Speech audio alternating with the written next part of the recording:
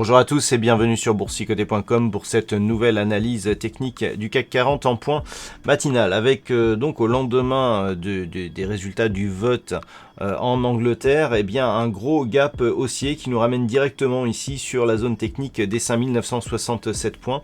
On le voit ici dans cette unité de temps daily, on a une configuration ici qui reste très technique. Alors si maintenant on passe en unité de temps 4 heures, on voit bien ici le gap, le franchissement donc de la zone des 5902, dont on peut voir d'ailleurs au passage là aussi la configuration technique et le fait que cette zone était vraiment résistance sur l'évolution d'hier. Donc là on a un gros gap ouvert, on a une ouverture totalement à l'extérieur de la bande de Bollinger et il semblerait que l'on ait envie de combler ne serait-ce que partiellement ce gap.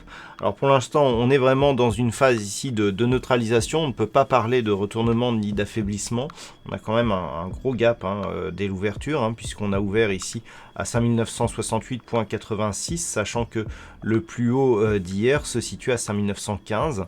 Donc on devrait combler ici partiellement. Alors par rapport à la configuration technique, le fait ici d'avoir un point d'ouverture qui se situe sur le point haut que nous avions eu ici à la fin du mois de novembre montre que on est sur le point ici de valider la poursuite de la dynamique haussière ici, dont on peut penser finalement que toute cette phase ne correspondait qu'à une consolidation, mais d'une tendance qui reste orientée à la hausse. On peut voir d'ailleurs que la configuration techniquement, elle peut être interprétée de diverses manières. Regardez, si je place ici mon curseur de cette manière, on a ici une zone de résistance, on a encore ici cette zone de résistance qui marque ici bien quelque part ce qu'on peut appeler une ligne d'eau, et comme par hasard on est actuellement en train de tester cette zone. Regardez bien, si je fais divers tracés comme ça, on a ce genre de choses, et puis là en fait on revient là. Donc on peut l'interpréter, c'est un peu entre l'Adam et Ève et la anse avec tasse. On est plus ici sur une anse avec tasse. Alors après au niveau de la symétrie de la face de tasse ici c'est pas tout à fait respecté, mais dans la configuration on y est, et le fait ici d'avoir cette ligne alors que qu'on la configure ici sur cette horizontale ou ici sur le point haut significatif, on est entre ces deux zones, et c'est vraiment ces deux zones qui vont nous donner des indications par rapport à la configuration du jour. Du point de vue des indicateurs techniques, on est sur une configuration ici qui est donc confirmée à la hausse, puisque nous avons un MACD qui continue à évoluer d'une manière positive et un RSI qui se dirige vers sa zone de surachat. On est toujours neutre du point de vue du RSI. Alors, donc, là, cette journée, il va falloir vraiment que l'on surveille ici la configuration actuelle. Donc, comme je vous l'indiquais, on a une zone ici qui se situe sur des niveaux proches des 5948-5950.